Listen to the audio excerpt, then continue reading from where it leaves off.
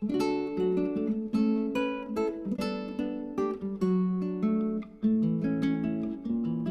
guys, welcome back to Decorating Happily Ever After.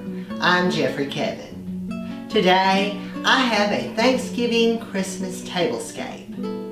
A lot of people ask me what to do when you have out-of-town guests for Thanksgiving that won't get to come back for Christmas. A lot of them go ahead and give gifts, but they don't know what to do with the table. So for that situation, I've prepared this table. I'm mixing both elements of Thanksgiving and Christmas together. I've got fall foliage, I've got evergreen. So let's take a look around the table. For this tablescape, I'm using a chocolate brown tablecloth. And I have these woven mats that I picked up at Hobby Lobby. They remind me of bird's nest. And since pheasants make their nest on the ground, I thought they would be appropriate. I'm going to use my bronze chargers. And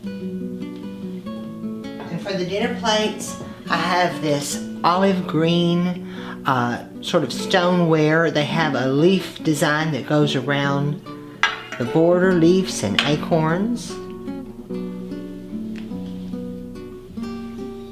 And for the salad plates, I have my pheasants. They've got a colorful pheasant with fall leaves.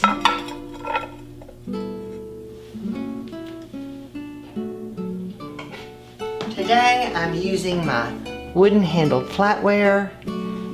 I use it a lot this time of year.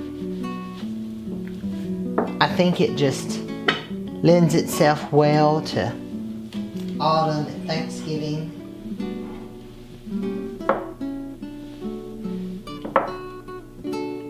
I picked it up at JCPenney's a number of years ago. And I'm going to mix my colored glasses. I have these cut glass amber goblets that I'm going to use. I got those ages ago at Walmart. And I picked these up this year. I think they look vintage. I certainly remember this sort of mossy green from when I was a kid. But these are a reproduction and I got them at Hobby Lobby. They also had them, I think, in an amber shade, but I had plenty of amber glasses, so I picked up the green. And then to pull out a little touch of red for our Christmas flair, I have red dinner napkins, and I've used leather napkin rings. These have a little bead tie, that closure, and I got these at Hobby Lobby too. So I just kept the napkin simple and sort of rolled it up to keep more of a masculine feel.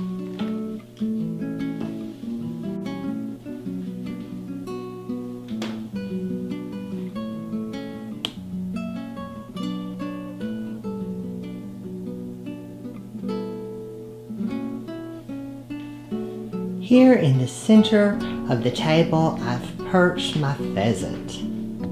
Isn't he beautiful? And he's standing there majestically in evergreens and fall foliage. And what I've done is I've just taken a couple of vines, and I have an evergreen vine. It's sort of airy and wispy. And then I have a fall foliage vine that's got the autumn leaves, and I've entwined them together. And then I've tucked in pine cones and some green burlap ribbon. In the forest, it's of course common for evergreens to be skirted by fallen leaves, and so that's sort of the concept for this table. A lot of people don't think about mixing evergreen and the fall foliage together, but it's perfectly appropriate because that's how it is in nature. And I've got the large sugar cones that I've tucked in around as well.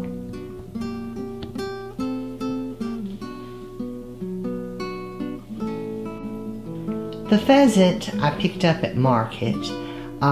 There's a showroom that has all dead animals. Everything from domestic animals to exotic animals, and that's where I found him.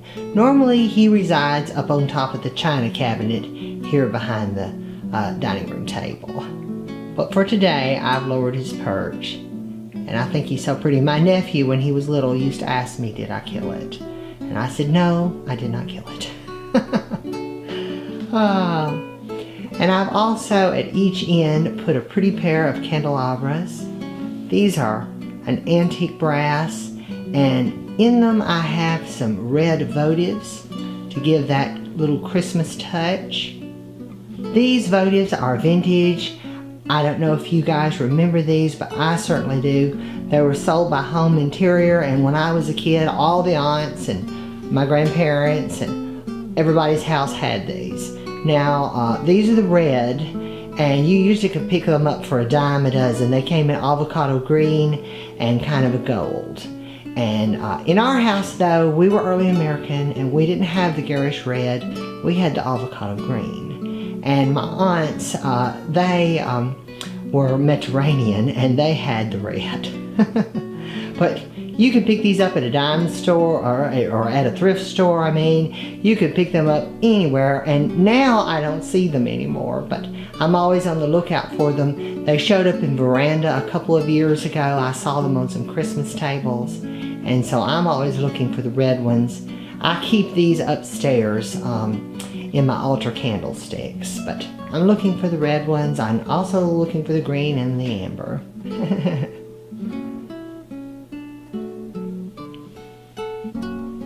The dinner plates and the pheasant plates I found this year at Hobby Lobby.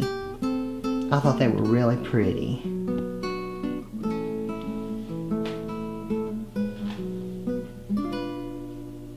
At this end of the table, I've got an amber egg dish. This one was my grandmother's. And sitting on top here, I have a little vintage teapot. I would say this pattern is from the late 60s to 70s. I only have the teapot, but I'm pretty certain that my grandmother had the plates. Seems like I remember those. But now the teapot, this was not hers. I think I picked it up at Goodwill. But I thought the colors were right.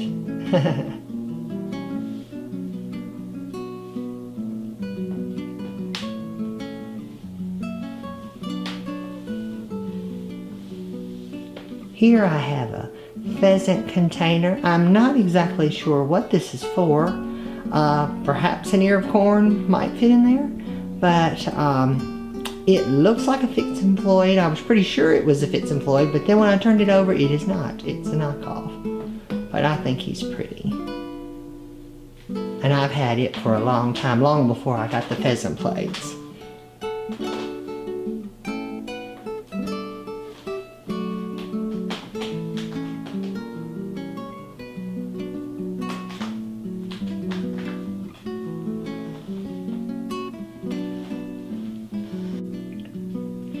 Here I pulled out one of my ruby red pictures.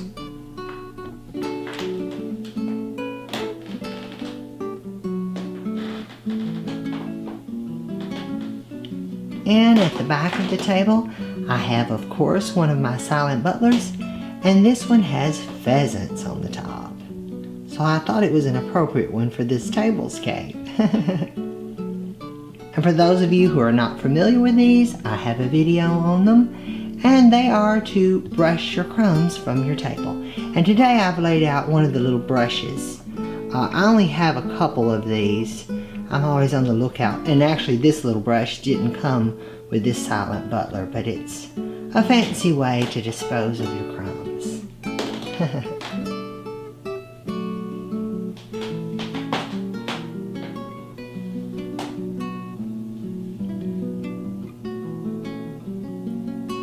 And to give the table a little more Christmas flair, I have my red cake stands.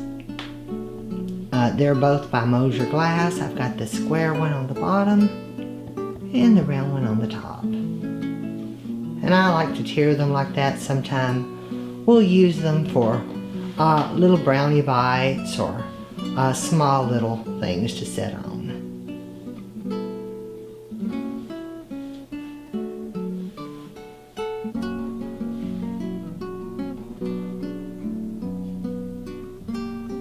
And I don't know why we fret so much about combining our holidays. Christmas and Thanksgiving are certainly compatible, but people do. But for me, I've always had a Thanksgiving table set and a Christmas tree in the other room. But if you have family coming in and they're only going to make it for Thanksgiving, I think this is a good solution. Combine your autumn colors with your Christmas colors.